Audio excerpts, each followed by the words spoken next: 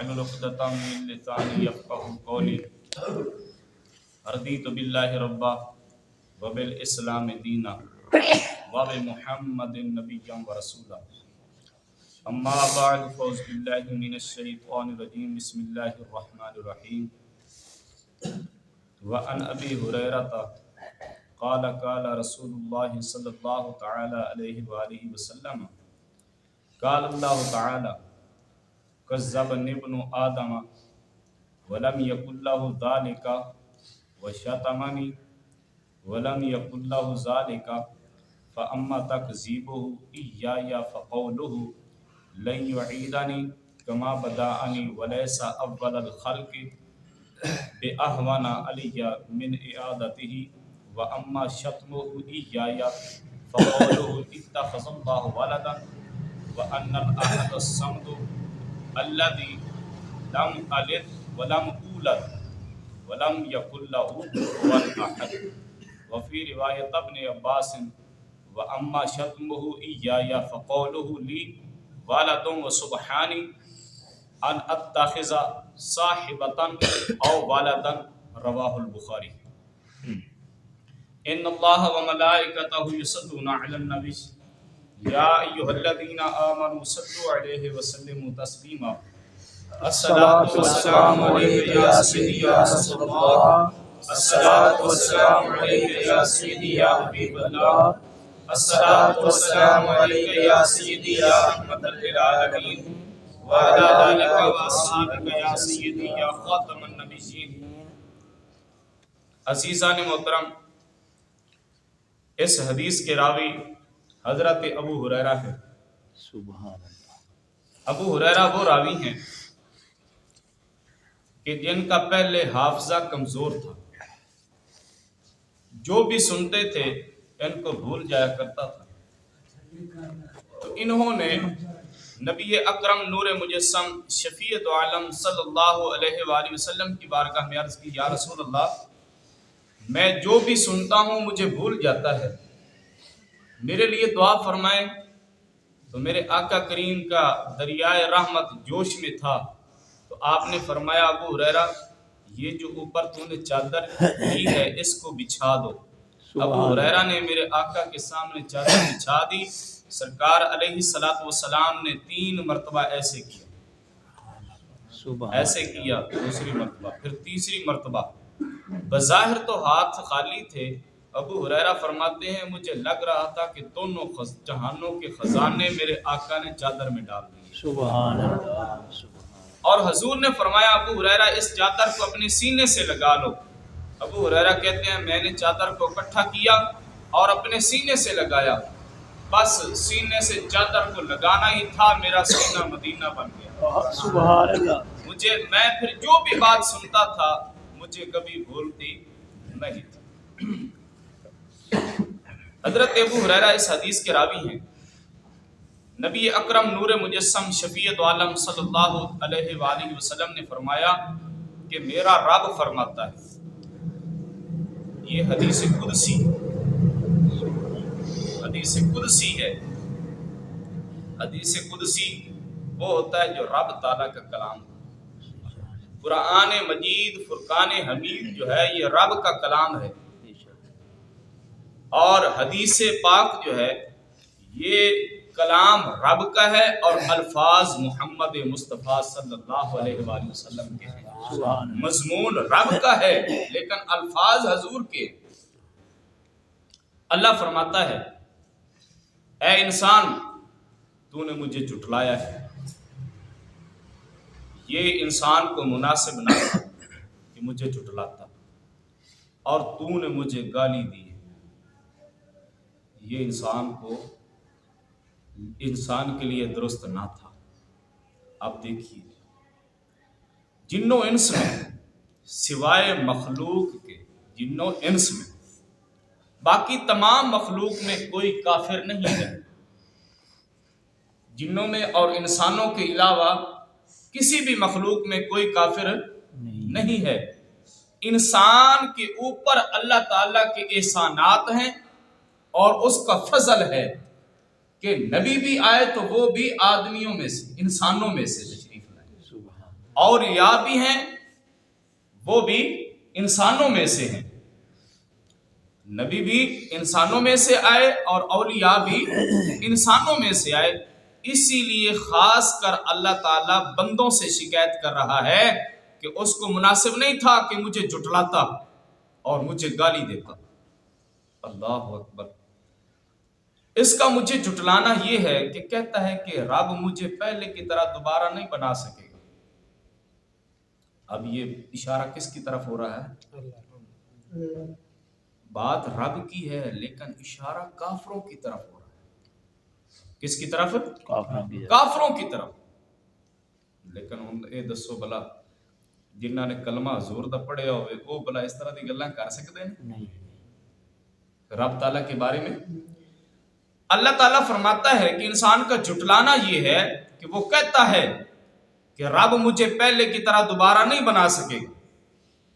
اللہ فرماتا ہے حالانکہ پہلی بار پیدا فرمانا دوبارہ بنانے سے آسان تر تو نہیں ہے۔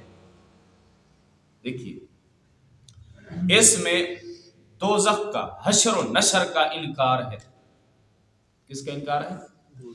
دوزخ کا انکار ہے کہ آدمی کو موت آئے گی پھر دوبارہ اس کو زندہ کیا جائے گا، یہ اس کا انکار ہے۔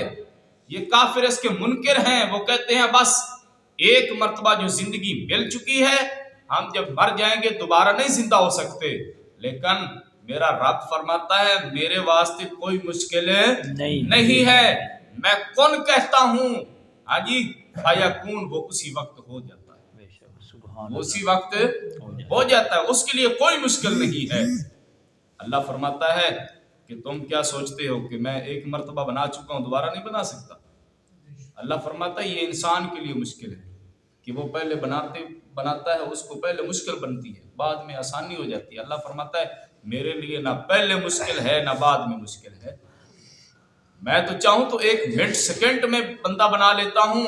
سنیے حضرت ابراہیم علیہ السلام جا رہے تھے دریا کے کنارے پہ، تو کیا دیکھتے ہیں؟ ایک میت ہے جو دریا میں پڑی ہے، اس کو دریا والے درندے بھی کھا رہے ہیں، پرندے بھی کھا رہے ہیں، جانور آتے ہیں وہ بھی کھاتے ہیں، پرندے آتے ہیں، کوے آتے ہیں، جو چیز آتی ہے اس کے ہڈیاں جو ہیں اس کی بوٹیاں نوچ نوچ کر وہ جا رہے ہیں۔ حضرت ابراہیم علیہ السلام وہاں سے جب گزر ہوا تو کھڑے ہو گئے دیکھنے لگے، وَإِذْ قَالَ ابراہیم رب ارنی کیف تحیی الموتى، تیسرا پارہ ہے، وہ کھڑے ہو کر دیکھنے لگے کہ کوئی بوٹی کوئی لے گیا، کوئی بوٹی کوئی لے گیا، کوئی ہڈی لے گیا، کوئی کسی پاسے اڑ گئے۔ اب کہنے لگے حضرت ابراہیم علیہ السلام مالک یہ اس بندے کو تو دوبارہ کیسے زندہ کرے گا؟ کوئی کسی پاسے کوئی کسی پاسے، اب یہ بندہ کیسے پیدا ہوگا زندہ ہوگا؟ میرے مولا نے فرمایا یہ میرے لیے مشکل نہیں ہے۔ اللہ نے فرمایا حضرت ابراہیم علیہ السلام سے آپ ایسا کریں 4 پرندے لیں، ان کو ذبح کریں، ان کی گردنیں جو ہیں وہ اپنے پاس رکھیں، باقی کا گوشت بنا لیں۔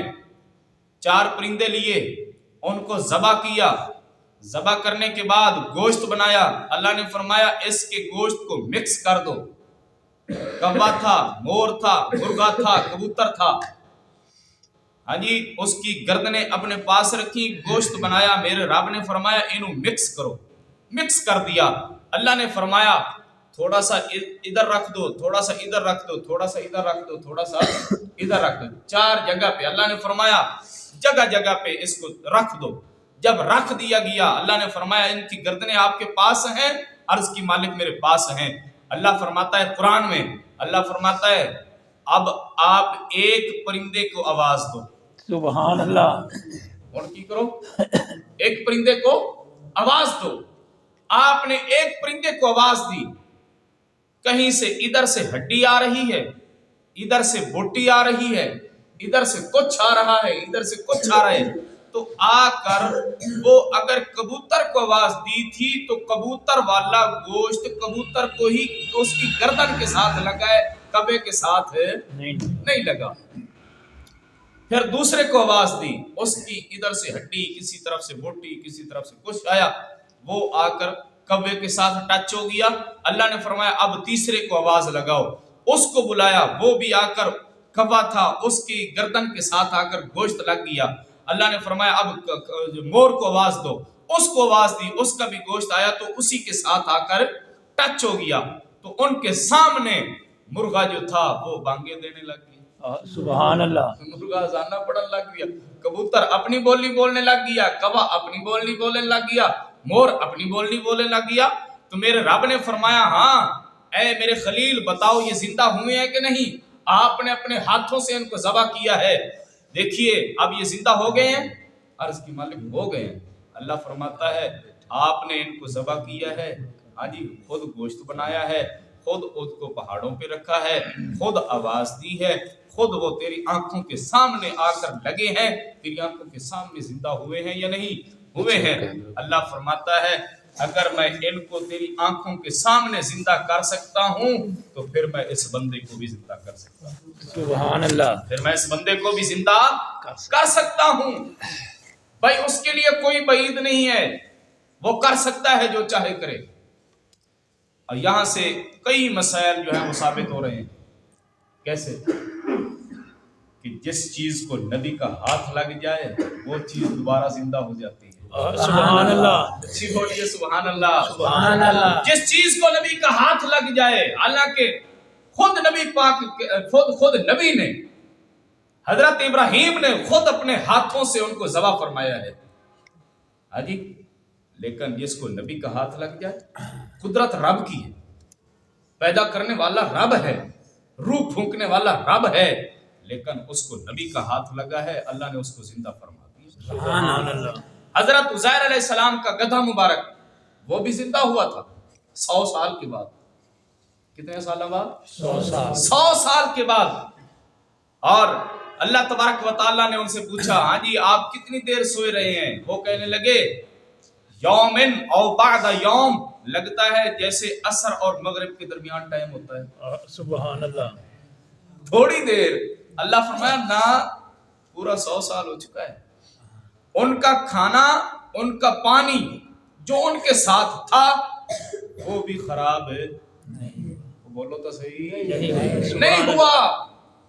پانی آج آپ گھڑے میں رکھ دیں، برتن میں رکھ دیں، اس کا جو ہے نا ذائقہ چینج ہو جاتا ہے۔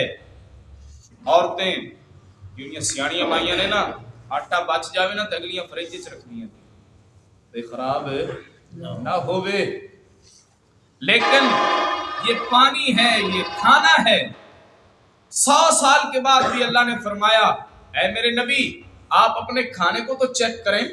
جب کھانے کو چیک کیا ویسا کا ویسا تھا، پانی کو چیک کیا ویسا کا ویسا تھا، تو پتا چلا جس چیز کو نبی کا ہاتھ لگ جائے وہ خراب نہیں ہو سکتی، وہ خراب نہیں ہو سکتی، وہ خراب نہیں ہو سکتی۔ یہ حضرت عزیر علیہ السلام کا ہاتھ لگا تھا تو وہ خراب نہیں ہوئی، کہ جس کو انبیاء نبی جو نبیوں کے سلطان کا ہاتھ لگ جائے۔ سبحان اللہ، اللہ اکبر۔ اللہ فرماتا ہے کہ میرے لیے کوئی بعید نہیں ہے کہ میں بندے کو دوبارہ پھر زندگی دوں۔ اس کا گالی دینا، اللہ فرماتا ہے یہ انسان مجھے گالی کس چیز کی دیتا ہے؟ اللہ تعالیٰ فرماتا ہے یہ اس کی بکواس ہے کہ اللہ تعالیٰ نے اولاد کو اختیار کیا کہ اللہ کی اولاد ہے۔ یہ یہود و نصارہ کہتے تھے، ہاں جی، مشرکین عرب ان کا یہ عقیدہ تھا کہ فرشتے جو ہیں یہ اللہ کی بیٹیاں ہیں۔ عیسائی کہتے تھے حضرت عیسیٰ علیہ السلام جو ہیں یہ اللہ کے بیٹے ہیں۔ یہودی کہتے ہیں ہاں جی کہ حضرت عزیر علیہ السلام جو ہیں یہ اللہ کے بیٹے ہیں۔ اللہ فرماتا ہے یہ مجھے گالی دے رہے ہیں، حالانکہ میں اس چیز سے بے نیاز ہوں، پاک ہوں، نہ مجھے کسی نے جنا ہے، نہ میں کسی سے جنا گیا ہوں، نہ کوئی میرا ہمسر ہے۔ ہمسر کا کیا مطلب ہے؟ دیکھیے انسان کا بیٹا انسان ہی ہوتا ہے، شیر کا بیٹا شیر کا بچہ شیر ہی ہوتا ہے، انسان کا بچہ انسان ہی بنتا ہے۔ اللہ فرماتا ہے اگر میرا کوئی اولاد ہوتی تو پھر وہ خدا ہوتا، پھر وہ کیا ہوتا؟ خدا ہوتا۔ ظاہر سی بات ہے انسان کا بچہ بیٹا انسان بنتا ہے، شیر کا بچہ شیر بنتا ہے۔ اللہ فرماتا ہے اگر میرا بیٹا ہوتا یا میرا بچہ ہوتا تو پھر وہ کیا ہوتا؟ خدا ہوتا۔ اللہ فرماتا ہے کہ ایک خدا کے علاوہ کوئی خدا نہیں ہے۔ اگر کئی خدا ہوتے، یہ قرآن کہہ رہا ہے، لو کان آلہۃ الا اللہ لفسدتا، اللہ فرماتا ہے اگر کئی خدا ہوتے تو جھگڑا پڑ جاتا۔ ایک خدا کہتا کہ میں بارش برسانی ہے، دوسرا کہتا میں نہیں برسن دینی۔ ایک کہتا میں نے آج بارش برسانی ہے، دوسرا کہتا میں بارش نہیں برسنے دینی۔ اللہ فرماتا ہے لو کان آلہۃ الا اللہ لفسدتا، اگر ایک خدا کے علاوہ اور خدا ہوتے تو فساد پڑ جاتا۔ اللہ فرماتا ہے بس ایک ہی خدا ہے جو آہد بھی ہے، سبحان اللہ، لم یلد بھی ہے ولم یولد بھی ہے ولم یکن لہ کفوا احد بھی ہے۔ وہ صرف کون خدا ہے؟ وہ ایک خدا ہے جو جو عرش بنانے والا ہے، جو فرش بنانے والا ہے، جو لو بنانے والا ہے، جو کرسی بنانے والا ہے۔ وہ کون خدا ہے؟ وہ ایک ہی خدا ہے۔ اللہ فرماتا ہے میں نہ کسی سے جنا گیا ہوں نہ میں نے کسی کو جنم دیا ہے۔ آج کل جو لوگ عیسائیوں کے سٹیج پہ جا کر کیک کاٹتے ہیں، کی کر دینے؟ کیک کٹ دینے۔ وہ کس واسطے عیسائی کیک کٹ دینے؟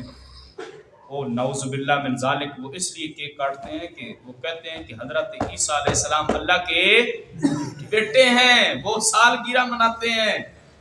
مولوی جا کے ہوتے کیک کٹ دینے، بھائی ان کا کفری عقیدہ ہے، یہ کفر ہے، میرا کفر ہے۔ یہ تو تمام آپ کسی سے بھی پوچھ لیں، ہاں جی ریڑی چلانے والے سے بھی پوچھ لیں، بھائی کوئی ہو اللہ دے کو اولاد ہے، انہوں نے کہنا گلا کس طرح دیا کرنا، پاگل تو نہیں ہوگی۔ اللہ ایک ہے، اس کا کوئی نہ کوئی بچہ ہے نہ کوئی اس کا باپ ہے، وہ تو ایک ہے، اس کی بیٹیاں نہیں ہیں، اس کے بیٹے نہیں ہیں۔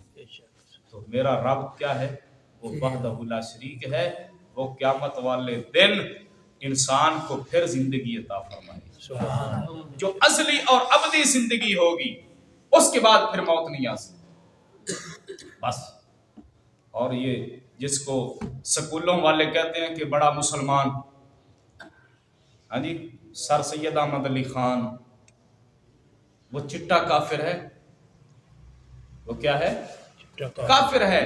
حالانکہ سکولوں کی کتابوں میں، سکولوں کی دیواروں پہ اس کو کیسے شان کے ساتھ لکھا گیا ہے، عظیم انسان اور عظیم مسلمان، حالانکہ وہ کافر ہے۔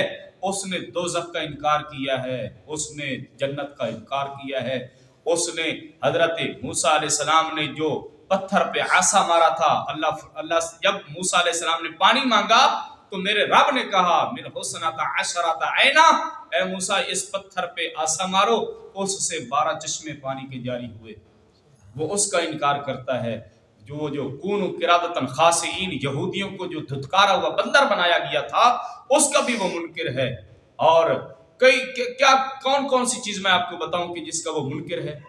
انشاءاللہ ایک دن اس کے پہ بھی ہم اس کا بھی آپریشن کریں گے۔ یہ میں اپنی بات نہیں کہہ رہا، تفسیرات احمدیہ، قرآن کی بہت بڑی تفسیر جس کے مصنف ملا علی قاری ہیں۔